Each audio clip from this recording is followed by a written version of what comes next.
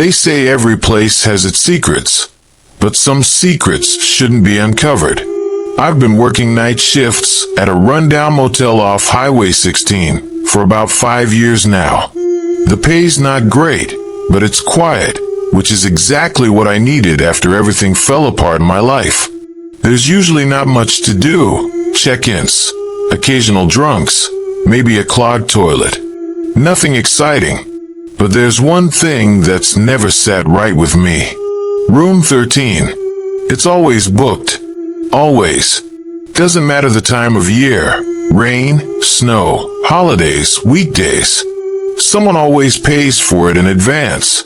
But in all these years, I've never seen a single soul enter or leave it.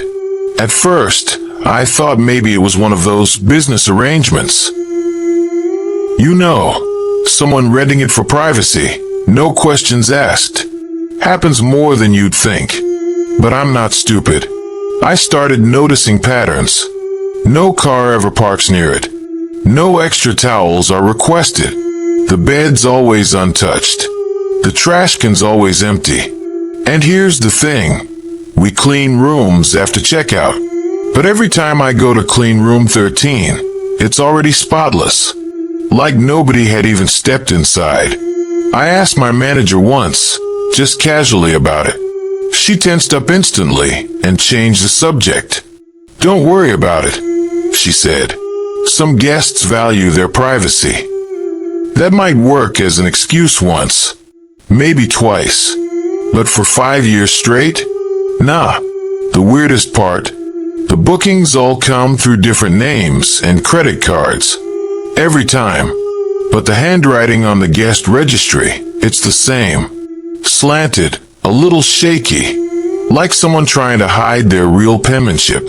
And then the phone call started. Always at 3:13 a.m. sharp. The phone would ring once, just once. I'd answer, but no one was ever there. No static, no background noise, just silence. Heavy and pressing. Like someone was on the other end, but refusing to breathe. That's when the nightmares began. I started dreaming of room 13. A single light bulb, swinging from the ceiling. Scratching sounds from inside the walls. And a whisper, just one word, repeated over and over. Stay. I'd wake up drenched in sweat. Heart pounding like I'd run a marathon. But no matter how shaken I was, I still had to drag myself back to that same desk, pretending everything was fine. Maybe it was just stress. Night shifts can do weird things to your mind, right? You start seeing shadows move and hearing footsteps where there aren't any. But this wasn't that. This was different. It was like room 13 had latched onto me. Like it had picked me. I even tried switching shifts once. Asked for mornings, just to shake the feeling. My request was denied without explanation. We need you at night, was all I got from the manager. Room 13 was always there, always booked, always untouched. And I couldn't stop thinking about it. Eventually, I made a decision. I was going to find out what was really going on in room 13, even if it meant unlocking something that should have stayed hidden. That night, I brought a flashlight, a notebook, and a growing sense of dread. I even set my phone to record, just in case. I told myself I was doing it to prove nothing was wrong, that the rumors were just small-town nonsense and overworked imagination. But deep down, I knew I was walking into something I couldn't explain. Before my shift started, I stared at the door of room 13 for a long time. The brass number looked old, tarnished, like it hadn't been touched in years. The door frame. Room 13 was real, and it was waiting. That night, I didn't go in. I just watched, sat behind the front desk, pretending to review old receipts. But my eyes kept darting to the hallway camera feed. Nothing moved. The corridor outside room 13 stayed completely still. No flickering lights. No doors creaking open. Just stillness. But stillness can be its own kind of terror. The next morning, when housekeeping came in, I casually asked Maria, one of the older staff, if she'd ever been inside room 13. She looked at me like I just asked her to jump into traffic. "You don't go in there," she said, voice low. "No one does." "Why not?" I asked, trying to sound curious, not scared. She hesitated.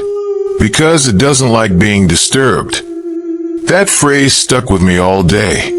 It doesn't like being disturbed. Not they. Not he or she. It, like the room itself was alive. Or worse, something inside it was. I couldn't shake it. I started digging. I spent hours combing through old motel records in the storage closet.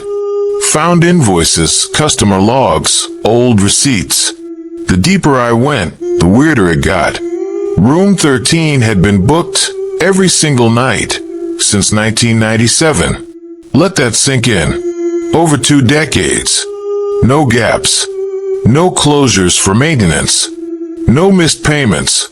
Different names, different addresses. Always prepaid. Always one night at a time. No reviews. No complaints. No feedback. It was like a ghost was renting it out. I even found an old employee memo from 2003, warning staff not to engage guests booked in room 13. It read more like a threat than a guideline. One line was underlined in red ink. "Do not knock. Do not clean. Do not enter." I felt sick reading it. My hands were cold, my breath shallow. This wasn't some forgotten back room or storage closet. This was a guest room. Actively booked. Actively paid for. Actively ignored. The next few nights, things escalated. I started hearing knocks at the front desk window, always around 3:13 a.m. I'd turn, and no one would be there. Sometimes I'd hear faint breathing, like someone was just inches behind me. But when I spun around, nothing. The worst part, the security feed began glitching. Only on channel 13. Static. Blackouts. Once, for just a second, I saw what looked like a face peering out from the peephole of room 13's door. Pale, wide-eyed, unmoving. I rewound the tape. Nothing. It was driving me insane. Sleep became a luxury. My eyes were always red. I started jumping at every sound, a faucet dripping, a car pulling in, even my own footsteps. Then one night I saw it. I had stepped out back to smoke. Needed something to calm my nerves. When I came back inside, the monitor showed the hallway. Room 13's door was open. Just slightly. A few inches. I froze. The door had never, ever been open. I stared at the screen, waiting for someone to step out.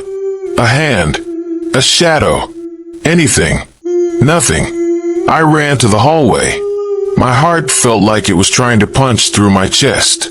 When I got there, the door was closed. Like it had never moved. I stood there, hands shaking, about to knock, when I heard it. 3 soft taps from the other side. Not loud, not threatening, just enough to say, "I know you're there." I backed away slowly, not turning my back until I reached the end of the hall. Room 13 was no longer just a mystery. It was watching me now. The next day, I called out sick. First time in years. I couldn't face that hallway. I couldn't look at that door and wonder what was behind it. I stayed in my apartment, blinds closed, TV on but muted. Just background noise to drown out my thoughts. But even at home, I wasn't safe from it. I kept hearing that knock in my head. Those 3 soft taps. And worse, when I finally drifted off to sleep, I dreamed of standing outside room 13 again. Only this time, the door opened. Inside was darkness. Not the kind you get when lights are off, but the kind that eats light. A thick, heavy black that swallowed sound and movement. And there was something in it, watching me, waiting. When I woke up, I had a scratch down my arm. Thin, red, like a fingernail had traced a warning across my skin. My heart sank. That wasn't from sleep. That wasn't an accident. Room 13 had followed me home. The next night, I came back to work. I had to. Bills don't care about hauntings. I told myself I was just tired, maybe even losing it. I needed to face it. Prove it wasn't real. Prove it was just. And I was starting to feel like I wouldn't have a choice. I kept that key with me all night, tucked deep in my pocket, like some cursed object from a horror movie. Every time I touched it, I felt a chill travel up my arm. Not a physical cold, but a kind of dread. Like the key itself was pulsing with something unnatural. Part of me wanted to throw it away, the smarter part. But another part, some darker curiosity, wanted to use it. I began watching Room 13 even more obsessively. The camera feed never showed anything unusual. No one ever walked in. No one ever came out. But the key, it kept showing up. I'd lock it in the drawer, and the next night, it'd be back on the front desk. Once, I threw it in the dumpster out back. 10 minutes later, I found it in my coat pocket. That's when I started writing things down. A log of every time the key appeared. What time it moved. What I heard. What I saw. And what I dreamed. The dreams were getting worse. I'd be standing in front of Room 13, and the door would creak open just a sliver. I'd hear breathing. Sometimes I'd hear crying. Sometimes laughter. Once, I looked down and saw my own feet weren't touching the floor. I was floating, being pulled toward the room, no matter how hard I fought it. I started to think I was losing my grip on reality. So I brought it up to the day manager, a guy named Tom who'd been with the motel for even longer than me. I waited until we were alone in the office and asked, "What do you know about Room 13? He didn't answer right away. Just looked at me, real serious, like I just told him I had cancer. "Don't mess with that room," he finally said. "I mean it. Don't ask questions, don't snoop around, and for God's sake, don't go inside." "Why?" I asked, my voice cracking. "What's in there?" He just shook his head. "People disappear." "What people?" He leaned closer, whispering like the walls might be listening. "Staff. Guests. Even a sheriff once. It's not a room. It's a trap." That word sent a bolt of fear through my spine. Trap, but a trap implies a bait, and something that wants you to take it. I wanted answers, but I also wanted to survive. So I decided to do something safer. I tried to listen. I brought a stethoscope from a thrift shop. Felt stupid doing it, but I pressed it against the wall outside Room 13 one night around 3 a.m. What I heard chilled me to the core. Scratching. Not like mice or insects. It was rhythmic, deliberate, like fingernails dragging across drywall, slow and steady. Sometimes it stopped, then started again, faster, more frantic. Then whispers. I couldn't make out the words, but the tone was pleading, desperate, like someone trapped behind that wall, begging for help. I yanked the stethoscope off and ran back to the front desk, heart racing, throat dry. I didn't sleep at all that morning. Room 13 wasn't just strange. It wasn't just haunted. It was alive. It was aware. And now it knew I was listening. I told myself I'd stop, that I'd keep my head down, do my job, and pretend Room 13 didn't exist. But once you've heard something like that, whispers behind a wall, it's impossible to forget.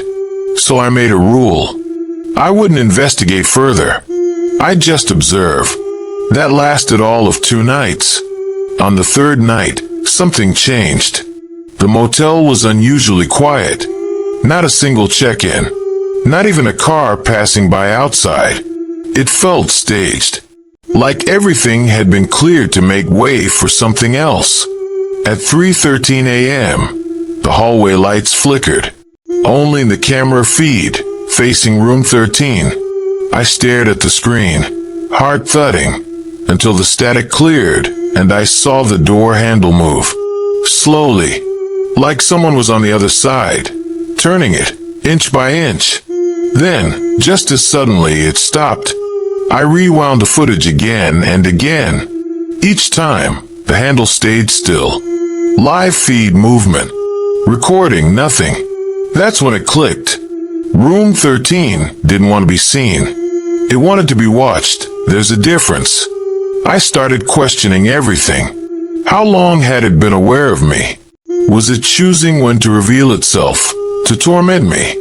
Like a cat playing with a trapped mouse? I couldn't tell anyone. Who would believe me? I could barely believe it myself. But the key was always there.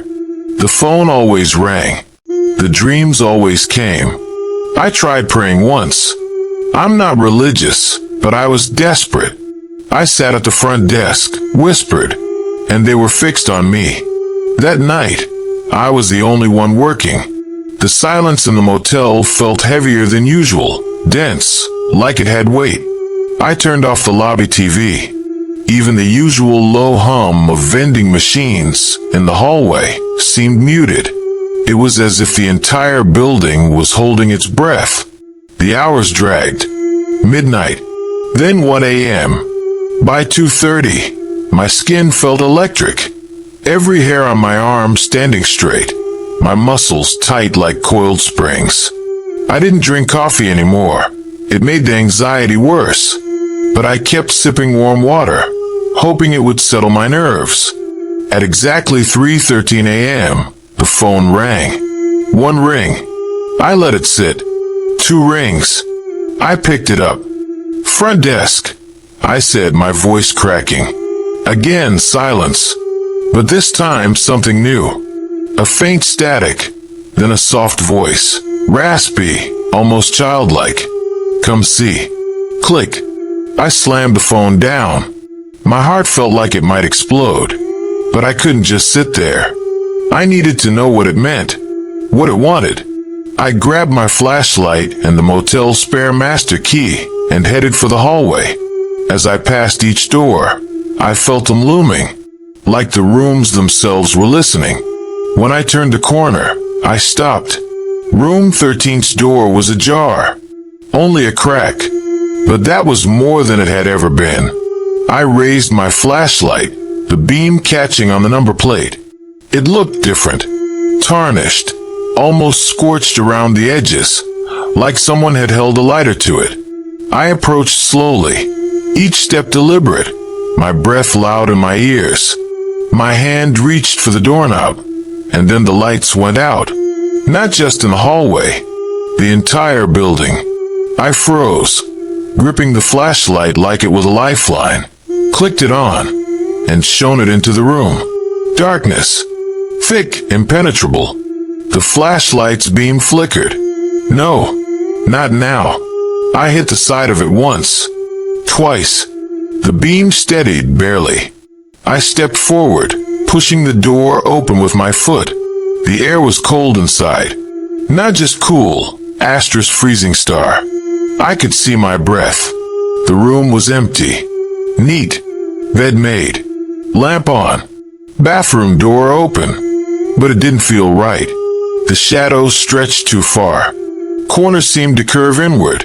The silence pressed against my eardrums. And then the door shut behind me. Hard.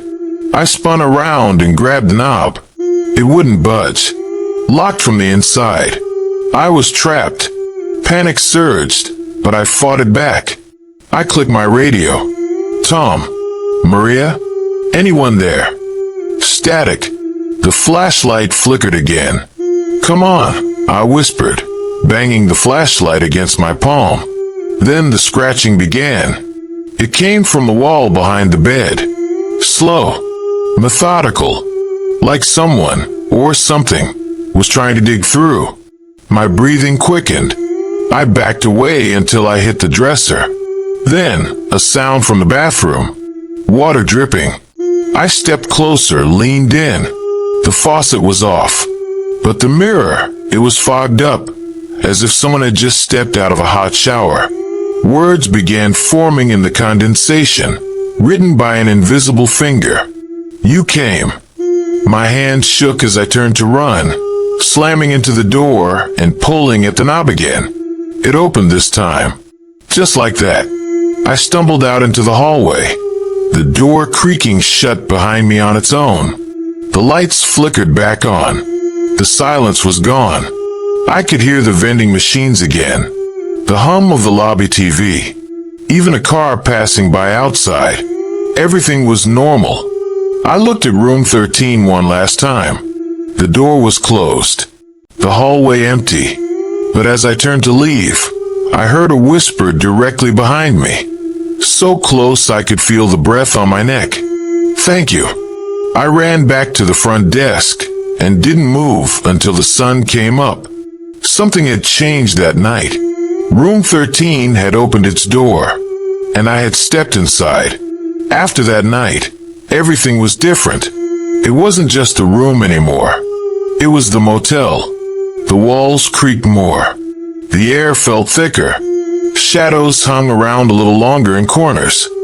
Even the guests seemed off, quieter, eyes darting like they felt it too. I stopped sleeping entirely.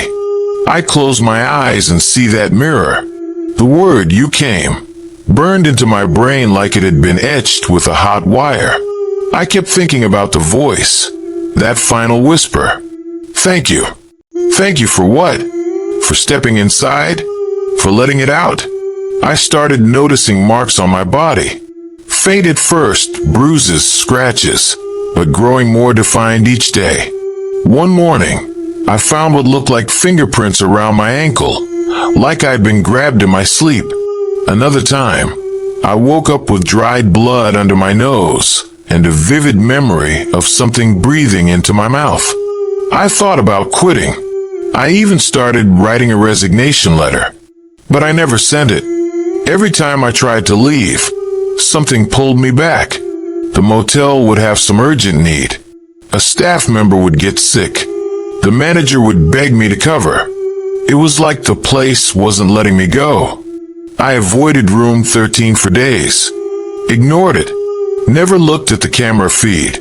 I took long routes through the building just to keep distance. But that only made it worse. The key started showing up again. I'd find it in the office drawer, in my car, once even tucked into my boot. It was always cold, always wet, always waiting. I began hearing voices in other rooms. Guests would call to complain about noises, crying, scratching, laughter. But every time I checked, the rooms were empty. The noise was always coming from the wall closest to room 13. The motel itself was becoming part of it. I decided to install a hidden camera. One of those cheap motion sensor ones you use for wildlife. I placed it facing room 13, right above the door frame out. Room 13 had chosen me, and I had no idea why. I was spiraling. My sleep was broken into pieces, half dreams full of static, breathing, and doors that opened on their own. I stopped trusting reflections. Mirrors began to ripple at the edges, like something on the other side was watching and waiting for me to look away. Then I remembered the security tapes. The motel's old system had been recording for years, everything on a closed circuit, backed up to hard drives in the basement archive. I'd never bothered with it before. The system was ancient, slow, barely functioning. But it was my last shot at making sense of this madness. I waited until my next shift, then slipped down to the storage room with a flashlight and a ring of keys. Dust covered everything. Shelves stacked with boxes of linens, old TVs, cleaning chemicals, and 2 large filing cabinets filled with tapes. I started digging. The tapes were labeled by date. Most were uneventful. People checking in, drunks stumbling around, couples arguing in the parking lot. Normal stuff. But then I found the recordings for room 13. There weren't many. Only a handful, random dates, scattered across 2 decades. Most were corrupted, static-filled, but one from 6 years ago worked. I popped it into the monitor. The footage showed a housekeeper, someone I didn't recognize, walking toward room 13 with a cart. She stopped outside, looked around nervously, then knocked twice. The door opened, but not all the way. Just enough for darkness to pour out, swallowing the camera feed in shadows. The woman leaned forward slightly, then paused, like she heard something. Then she screamed. The audio was distorted, but you could hear it, raw, panicked, filled with terror. She dropped her card and turned to run, but something pulled her back. Not by force, not physically. She stopped mid-step, turned slowly, and walked through the door like she was sleepwalking. The door closed behind her. She never came out. I checked the employee records later. Her name was Dana. She'd worked the night shift. Disappeared without explanation. Her file was marked resigned in shaky handwriting. I kept watching, hoping to catch more. Another tape. This one from 2009. A sheriff, badge visible, standing outside room 13. He had a stern face, knocking hard on the door. No response. He tried the knob. It opened. He went in. 2 minutes later, he came out, but he wasn't the same. His eyes were wide, blank. He walked past the front desk without a word and left the motel. According to records, that man disappeared 2 days later. Never seen again. Every tape I watched showed the same pattern. People went into room 13. They never came back the same. Or they didn't come back at all. I had to stop. My hands were shaking. My eyes burned from staring at grainy footage for hours. But one thing was now clear. Whatever was in that room, it had a history. A pattern. It chose people, lured them, broke them, and now it was my turn. The more I watched, the more I realized room 13 didn't just react to people. It studied them. It learned their fears, their triggers. It showed them things, just enough to break them down slowly. The tapes weren't just surveillance. They were documentation. Like someone, or something, was keeping a record. I found a file buried under the rest. An unlabeled USB drive taped to the inside of a drawer. No date. No markings. I hesitated, then plugged it into the motel's computer. There was only one video file. No timestamp. No description. I clicked play. It was footage of me, standing at the front desk, shuffling papers, talking on the phone, drinking coffee. At first, I thought it was just a normal recording from a few nights ago. But then I noticed something chilling. The time code said the footage was from 6 months ago. But I hadn't started working night shifts until 3 months ago. My stomach dropped. I kept watching. The version of me in the video looked the same. Same hair, same uniform, same habits. But there was something wrong. He never blinked. Never looked at the clock. He just stood there for hours, motionless except for the occasional twitch. Then, at exactly 3:13 a.m., he turned to face the camera and smiled. It wasn't a human smile. It was too wide, too forced, like someone trying to imitate what they thought a smile should be. I shut the laptop and yanked the USB out, threw it into the garbage and crushed it under my boot. But the image was already burned into my brain. That smile, that thing pretending to be me, it confirmed my worst fear. Room 13 didn't just take people, it replaced them. And whatever it put back wasn't quite right. And whatever it put back wasn't quite right. I couldn't unsee that video. Every moment since felt like walking through fog, unreal, disjointed. I started second-guessing myself. Did I always walk like this? Did my voice always sound that way? Was the reflection in the glass slightly delayed? I had to know. I wasn't going to wait for room 13 to come to me again. That night, I broke the rules. I waited until 3 a.m. The motel was still, humming with quiet. I made sure the cameras were looping playback footage. Then I took the master key, a flashlight, and a small knife from the front desk drawer. I wasn't sure what I thought I'd need it for. Defense? A warning? Something to feel real in my hand? I walked the hall with slow, measured steps.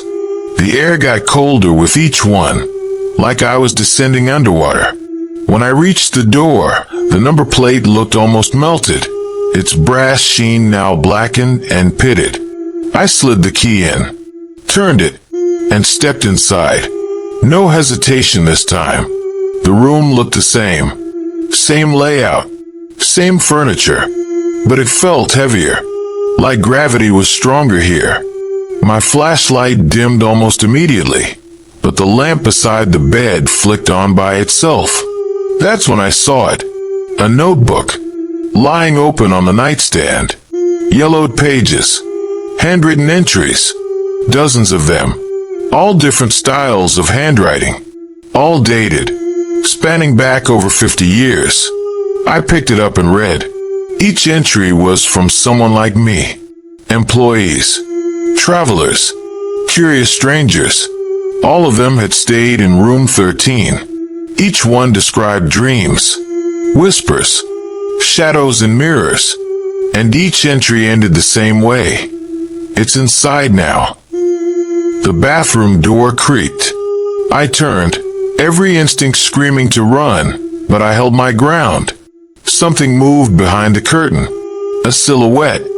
Tall, shifting, like it couldn't decide what shape to take. Then it whispered, the same raspy voice I'd heard over the phone. You opened the door. I stepped backward, nearly dropping the notebook. The room trembled, just slightly, like a small earthquake under my feet. Lights flickered. You let me in. I turned to flee, but the door had vanished. Not closed. Asterisk gone. Asterisk replaced by a solid wall. Panic set in. I clawed at it, pounded with my fists. The room felt like it was closing in, the walls shrinking. That's when the floor started to warp, bubbling like it was boiling beneath the carpet. I turned to the mirror above the dresser. My reflection smiled. Not me. The other me. Wide eyes. Wrong grin. It raised its hand in sync with mine, but a split second too late. Don't fight it, it whispered, though its mouth never moved. I screamed. I don't even remember what I did next, just that I ended up on the hallway floor, gasping. The real motel walls around me once again. The door to room 13 was closed behind me. Locked. Silent. But the notebook was still in my hand. And the last page now had a new entry, written in my handwriting. It's inside now. I didn't remember writing those words. My mind raced, trying to piece it all together, but nothing fit. Had I blacked out? Was I still in the room somehow, dreaming with my eyes open? The notebook was real, solid in my hand. I ran my fingers over the page, tracing the freshly dried ink, matching my loops and strokes. It was undeniably mine. But when did I write it? Why? Back at the front desk, I flipped through the entire notebook again. The final 3 pages were now filled with small scribbles, just lines and circles. Chaotic, frantic. And in the corner of the very last page, a single sentence had appeared in the same shaky handwriting. One of us must stay. I didn't sleep that morning. Couldn't. Every sound in my apartment seemed louder, closer. I unplugged all my electronics, covered my mirrors, and sat with the notebook in my lap. What did that mean? Asterisk, one of us must stay, asterisk. I thought of the people in the tapes, the missing employees, the sheriff, that version of me smiling into the camera. Had they stayed? Were they still in there somehow? Was I? That's when a horrible thought hit me. What if I never left room 13? What if everything since stepping inside was just a projection? Some elaborate puppet show the room was playing to keep my mind occupied while it burrowed in. What if it was still happening now? The only way to know was to go back, confirm what was real. But I couldn't. Not yet. So I did the only thing I could. I wrote down everything. Every detail. Every feeling. I copied all the entries from the notebook into my own journal, hoping to find something. Room 13 had broken the rules. And now so had I. I knew I couldn't run. Whatever tether existed between me and that room, it wasn't made of anything physical. It was psychic, emotional, like we were sharing the same breath, same dreams, same heartbeat. I went back to the basement, back to the tapes. There was one I'd been too afraid to watch, dated March 13th, 1983. The oldest one. It had no label except a faded number, 13. I slid it into the player. The footage was grainy, black and white, jumping with static. It showed a man, middle-aged, in a bellhop uniform, standing outside room 13, with a clipboard. He knocked. The door opened. I expected darkness, static, screams. But instead, he just stood there, talking to someone or something inside. Then he stepped in. Seconds passed. The screen flickered. Then he came back out. Except it wasn't him anymore. He stood straighter, moved smoother, turned and looked right at the camera, though it was hidden in the corner. He raised one finger, pressed it to his lips, and the feed cut to black. I sat there, staring at the dark screen, cold sweat on my back. That was the moment it all clicked. Room 13 didn't trap people to torment them. It changed them. It wore them like costumes, took their mannerisms, their habits, their thoughts, then released them back into the world, a little wrong. I started listing everyone who had ever gone missing or changed in this motel. Dana, the sheriff, the bellhop, possibly Tom, the manager, maybe even Maria. I didn't know how deep it went, but it wasn't just random. It was feeding, collecting, becoming. I looked into the mirror again and asked the only question that mattered. Am I still me? No answer. No movement. But deep down, I already knew.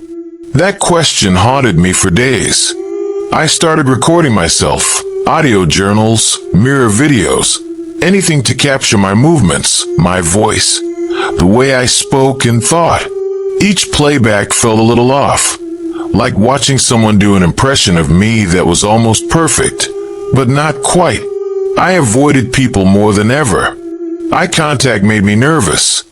Every time someone said my name, I flinched, unsure if they were speaking to me or the thing wearing my skin.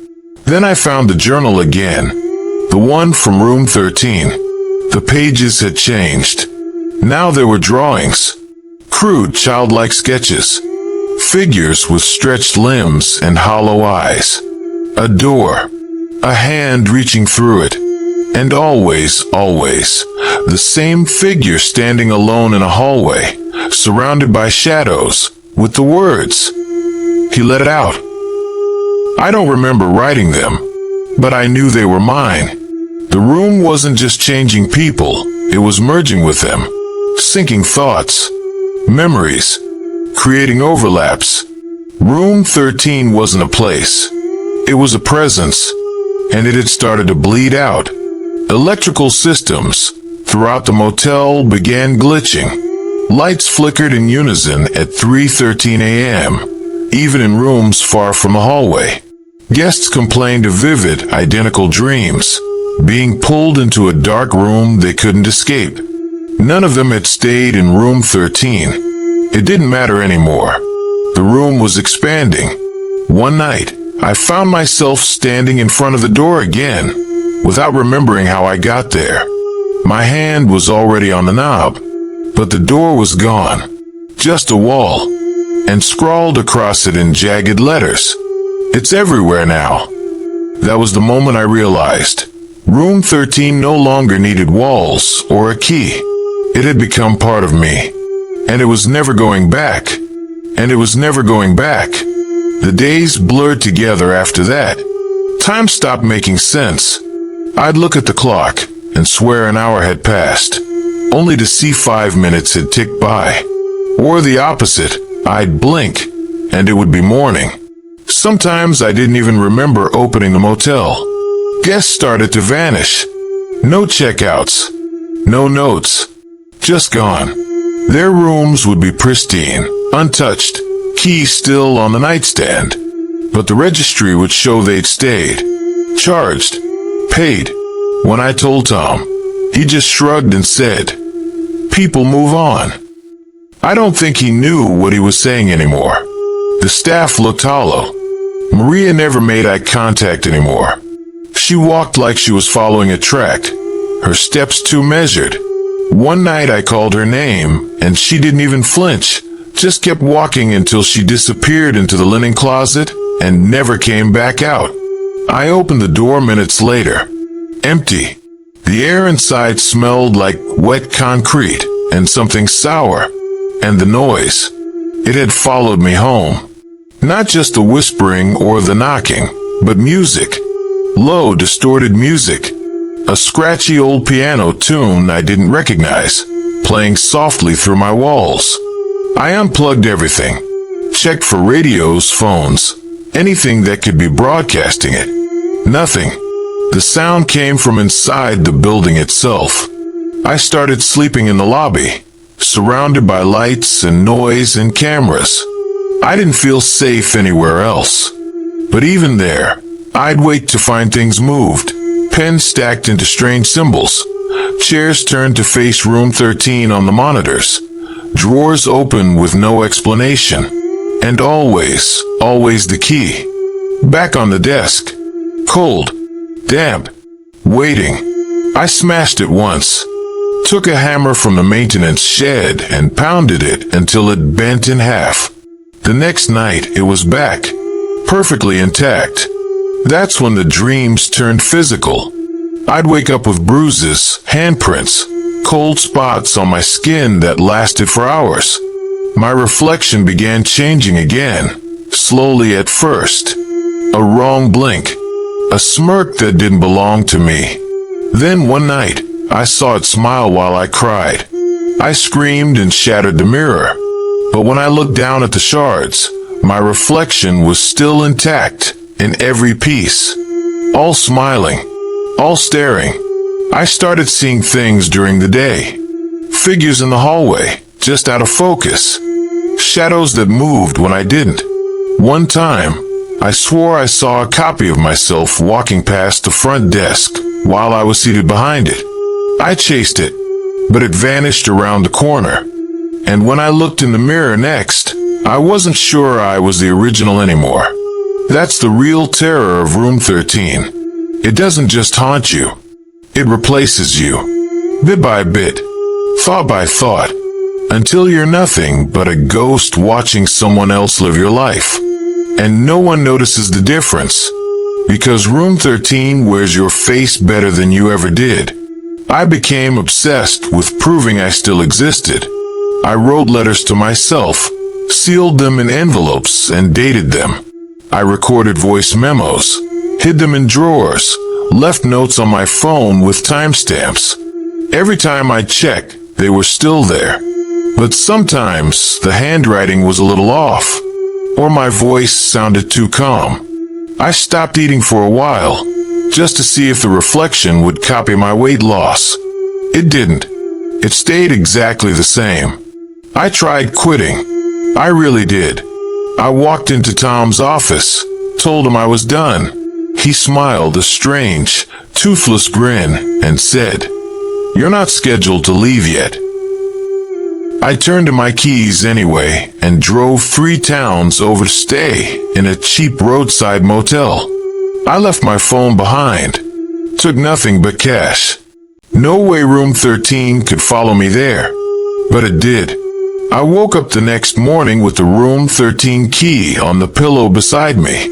The staff at the motel swore no one had been in my room. No cameras. No logs. Nothing. I drove home. There was no escape. Room 13 wasn't a place anymore. It was a condition. It had infected my life, seeped into the wiring of my brain. I could feel it in every breath. In every thought I couldn't remember thinking. I started losing time completely, waking up in different clothes, unfamiliar scratches on my arms, floors covered in muddy footprints that didn't match my shoes. One night, I opened my mouth to speak, and a different voice came out. Not deeper, not higher, just wrong. I collapsed, screamed into the void, but no one heard. Or maybe they did, and they didn't care. Because maybe I wasn't the only one. Maybe room 13 had spread already into other motels, other homes, other minds, just like me. That realization didn't bring fear anymore. It brought clarity. I wasn't the victim. I wasn't the target. I was the vessel, and vessels are meant to be filled. That night, something inside me snapped. Not in panic, not in defeat, but in resolve. If room 13 wanted me, if it had already hollowed me out, then I was going to give it what it wanted, but on my terms. I waited until the motel was dead quiet. No guests, no lights in the parking lot, no staff, just me and the weight of everything pressing in from the walls. I didn't bring a flashlight this time. No camera, no protection, just the key, the original one, the one I had buried in concrete out back days ago, and still found lying on my pillow that morning. I walked the hall, felt the floor hum beneath my feet like it was alive. As I approached room 13, I saw something different. The door was open, wide open. The inside was pitch black, a void that seemed to suck in light from the hallway. I stepped in without hesitation, and the door closed behind me. I didn't turn around. I let the dark press against me, let it crawl under my skin, fill my lungs. I could feel the room watching, breathing with me, or through me. There was no furniture, no walls, just an endless blackness, stretching out in every direction. Then movement. Not footsteps. Not a figure. Just me. Across the room, I saw myself. Standing. Waiting. Smiling that same wrong smile. It raised its hand and pointed at me. "You stayed," it said. I nodded. I had to. It walked closer, our steps mirroring one another, until we stood face to face. It reached out a hand. I took it, and in that moment, I saw everything. Every face room 13 had ever worn. Every thought it had consumed. Every life it had hollowed. It wasn't a room. It was a memory. A graveyard of forgotten identities. And now I was part of it. It leaned forward and whispered one final truth into my ear. Words that I will never forget. Then I woke up, on the lobby couch. Morning sunlight pouring in. The cameras were off. The front door was locked. The registry was blank. Room 13 was gone. Not closed. Gone. Like it had never existed. But I remember. I always will. Because now, when new guests check in, I know exactly which ones it's watching. And I help it choose. That day, I tried to convince myself it had all been a dream. A stress-induced breakdown. But every mirror I passed still showed that same delay. Every reflection still hesitated, like it was waiting for me to look away. I went through the logs, years of them. No room 13 listed anywhere. Not in the schematics, not in the fire code, not even in the original construction plans. As if the room had never existed. But it had. It still did. Only now, it didn't need a number. It only needed me. New guests started arriving, more than usual. All types, families, loners, truckers, retirees. And each night, I'd feel it scan them through me, like it was filtering souls, checking compatibility. Sometimes I'd hear a whisper when they passed the desk. Not yet. Other times, just silence. Then, every so often, a guest would vanish. Nothing dramatic. No screams. No signs of struggle. Just gone. The room that once held their luggage would be empty. Clean. Sheets folded. Lights off. But I'd still see them sometimes. In reflections. On the then, we'll all know what it was trying to become. But by then, it'll be too late. I've come to accept my role in this. Not as a victim. Not even as a survivor. I'm the bridge now. Between whatever room 13 is, and everything else. It doesn't scare me anymore. Not like it used to. What scares me is how normal it feels. Every day, I check in guests. Smile. Hand out keys. Nod politely when they ask about nearby gas stations or the lack of breakfast. I do it all with a calm, steady face. But deep down, I'm listening. For the whispers. Watching the hallway monitors. Waiting for the lights to flicker. For the camera to blink. For the moment room 13 reaches out again. And when it does, I help. Not out of cruelty, but because it's inevitable. I don't know if anyone would believe this. I don't expect you to. But maybe you've stayed somewhere that felt off. A hallway colder than it should be. A room that seemed bigger than it looked from the outside. A night you can't quite remember, but still dream about. That wasn't your imagination. It was room 13. Or one of its siblings. They're spreading. And we're just the warm bodies they need to grow. So if you ever check into a roadside motel and find a room missing from the floor plan, if the numbers skip from 12 to 14, or if the front desk clerk won't meet your eyes, leave. Because once you've seen room 13, it's already seen you. And it never forgets. If you like this story, subscribe for more like it. And don't forget to like the video. I've written all this not just as a confession, but as a warning. I don't expect to be here much longer. My reflection's been moving differently. It blinks too slow now. Sometimes not at all. My hands tremble when I'm alone but go still when someone walks in. I think the change is almost complete. Maybe room 13 will take me fully. Maybe it already has. I think that's why it let me write this. So someone else can carry the message. Maybe you. Maybe you'll share it. Maybe you'll just scroll past it and move on.